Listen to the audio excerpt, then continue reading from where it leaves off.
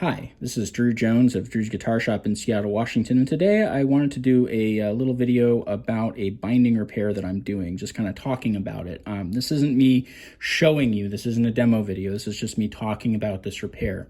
So if you're looking for a demo, this is unfortunately not going to be that demo, but I am going to walk you through it pretty thoroughly, so it's going to give you a pretty good idea of how this repair goes. And if you're confident enough with your tools, this probably give you enough to kind of make an attempt at it. That being said, I'm not responsible for any damage that occurs under your own hand to your own guitar, guys. I would recommend taking something like this to a shop if you need it done. So anyway, let's get into it. So this guitar had some damaged binding. Basically what was happening was that the binding on this interior curve was pulling away from the guitar. This is a really common thing to see on interior corners where there's been plastic binding used on a guitar.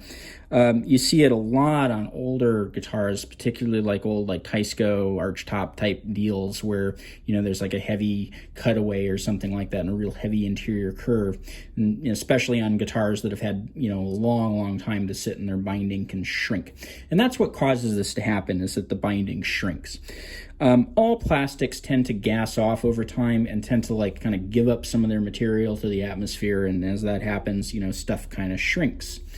And celluloid, which is what this binding is particularly notorious for doing that. Celluloid is always gassing off. That's why it always has that smell, that celluloid smell when you're handling it. It's pretty volatile stuff. So, but it's how we make artificial tortoiseshell and perloid and stuff like that. That's how you get those cool complex pattern color type things, is that you use celluloid. So this Martin here was using some celluloid binding and it peeled away from the interior. Now you may notice that this is not an older guitar. This has not had a long time to gas off. This is a fairly new Martin. It's very shiny. This is probably something made in the last 30 years. Haven't looked up the serial number on it to make sure, but I'm going to just say that this is probably made, late 90s onward. Anyway, this can happen on newer guitars, usually as a result of pilot error. When installing binding, a lot of people have a tendency to pull on it and pull it tight, because the way that this works is that you're taking little pieces of tape and you're kind of going over, like this piece of tape is here, and you're putting glue under the binding and you're moving with it. And as people are doing that, a lot of times they'll pull on the binding, and this is a bad thing to do, because what that does is it stores a lot of tension in the binding, and especially in these interior corners. Any tension that's in there is going to affect the way that glue joint holds up. It's like you don't glue two pieces of warped lumber together and expect the glue joint to simply hold them. You want to kind of flatten them out with sanding first, right? It's the same kind of thing. If anything, when installing this binding, what I would tend to do is I would tend to kind of push towards the areas that I had already taped down with glue, just to make sure that there's a lot of looseness in that, so that it has a lot of space to move, because you want all of the binding to be very comfortably fit, not tightly fit. Comfortable, not tight, comfortable. You want it to be comfortable. You want it to be loose. You want it to be relaxed. Because if it is tight, it will do this thing like it did here, where it pulls away from these interior corners, whereas if it's loose, it will stay comfortably put where it is glued. So probably what happened is, at the factory, this was done by somebody who was stretching it, and it came loose. And it came loose a little bit prematurely. And usually this is the kind of thing that you're looking at a guitar that's 60 years old or so, and you'll see this kind of thing. This is, again, a fairly young guitar. So what do we do about fixing this? Well, there are a couple of different ways that you can go about fixing this sort of thing where the binding has shrunk. One of those would be to splice a new piece in. So if you've got opaque white, opaque black, some color that's really easy to match, you can go in and you can just cut. Just use an X-Acto knife or a razor blade or even scissors. It won't really matter if the cut is very messy in this case, for reasons that I'll talk about in a second. But what you can do is you can go ahead and you can cut, and then you can kind of push those things down. What you'll notice is that there's a little gap now, and that gap represents the amount that has shrunk. But what you're going to do is you're going to take a new piece of binding, and you're going to cut it about to the size of that, as close as you can get it, and you're going to slip it in there. And you're going to use some binding material that's been dissolved in acetone and the acetone itself to kind of weld those pieces of binding together and create one solid piece. And if done well, that repair is basically invisible. It's a very good looking repair, but that is generally only something that you can do in situations with solid colors. This case here, this is tortoiseshell, and so that's not necessarily a super great option. So tortoiseshell is translucent. It's got all kinds of crazy patterns in it going on. This particular tortoiseshell also is very dark. It's very black tortoiseshell, and so I wasn't sure that I was going to be able to get a hold of something that matched this color-wise, because tortoiseshell comes in a lot of different variations. Like some of it is more orange, some of it is more red, some of it has more, blotching going on, and some of it has less. This has very little blotching going on. It's very black. So theoretically, like, you could have gone in and snipped in a place where it was mostly black and done a splice. The problem with that is that I'd be using opaque black, and this is translucent black, and so the sheen would be different. And this is a Martin, so let's make the repair look nice. So let's talk about the second kind of repair that we can do in cases like this. Well, that would be using a heat gun to kind of deplasticize the binding and kind of stretch it. And so that's what I opted to do here. So what I've gone ahead and I've done is I've put some tape down. There was binding that was kind of peeled up along the straight edges here because this had come pretty loose. And so what I did is I put these well outside the area that had been damaged by that pull. And those are basically to kind of keep that from going anywhere as I'm working on it. I want the rest of this binding to hang on just fine. I don't want to repair anything that doesn't need any repairing. But after I get the tape put in, what I'll do is I'll lift up in here. And I'll go ahead and I'll insert a piece of aluminum foil that's been cut to size. Now this aluminum foil is just going to sit there. It's going to hang out. It's not going to be taped down or anything like that. What it's going to do is it's going to act as a heat shield and a heat sink.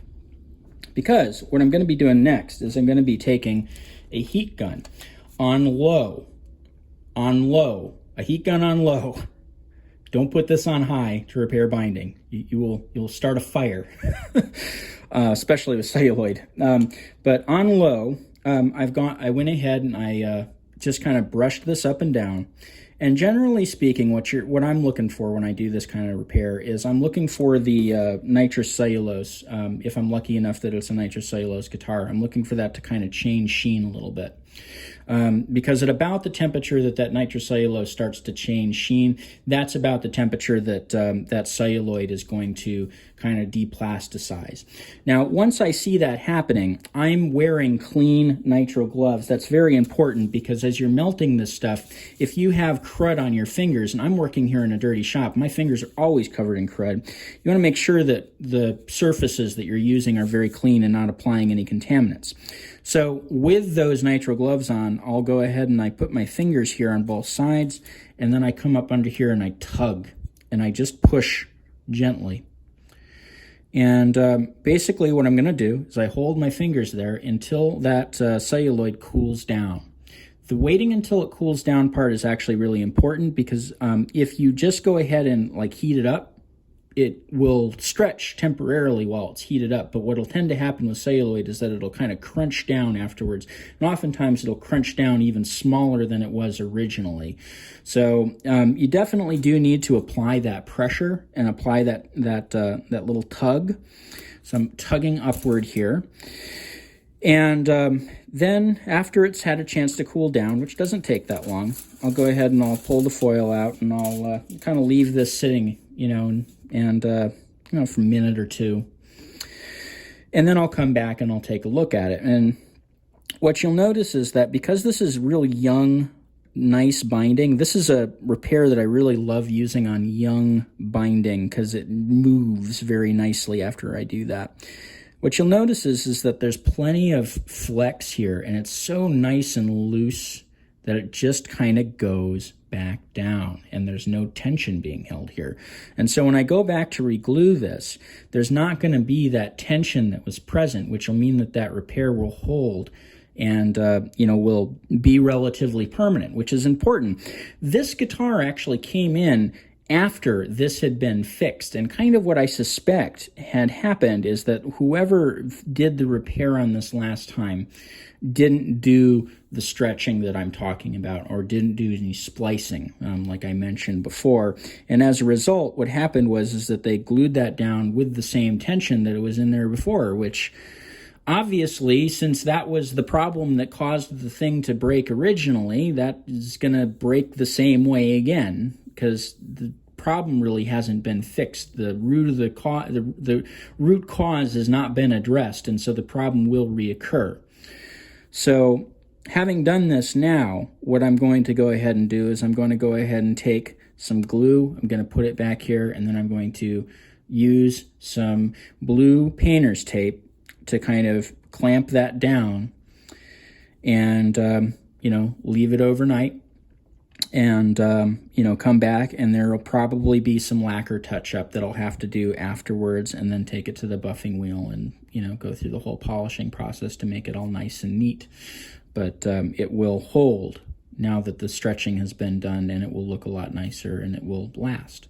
So, it's important to really think about those root causes when seeing stuff like this, because, just kind of gluing stuff back down in some cases doesn't actually solve the problem. It's going to reoccur. It's kind of like, when you do a crack repair without cleats, or you do like, you do like a re-glue without like cleaning up old nasty glue. Like it's probably gonna come loose again, and it's probably gonna come loose for the same reasons, just maybe a little later down the line. So customer takes it, it'll look good, but it'll come back very shortly with the same issue, or likely it won't come back to your shop because you were the person that fixed it and didn't really fix it, which is why it's here now instead of the shop that it was at.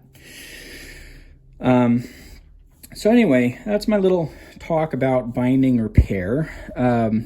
Again, I don't necessarily super recommend that people do this at home. This tugging is kind of a delicate operation, and I would definitely recommend, giving it a few tries, because the thing that can happen is you can put way too much slack in here, and in that case, you'll have to go in and you'll have to cut it and splice it, which is kind of an unhappy place to be. So, you definitely want to take this in stages, be gentle with it, do it little by little, and make sure that you're getting exactly the right amount. So there's that, and there's also the fact that, it's a nice guitar. This is a Martin. I gauge how much you paid for your guitar and whether or not you want to risk that in terms of destroying it when engaging in home repairs is what I'll say. So anyway, this has been Drew Jones of Drew's Guitar Shop in Seattle, Washington. If you enjoyed this video and want to kick me a few bucks on Ko-fi or Patreon, there's just links in the description of the video, and that sure helps me out and helps me make these videos. If you have questions that you want to leave down in the comments that are kind of long form questions, complex questions, I definitely prefer to get those over Ko-fi. You can message me on there with your donation. And if you do that, I will get back to you very shortly. Sorry, the lights just went out there because it's a motion sensor light. But I will get back to you very quickly via Ko-fi if those questions are submitted that way.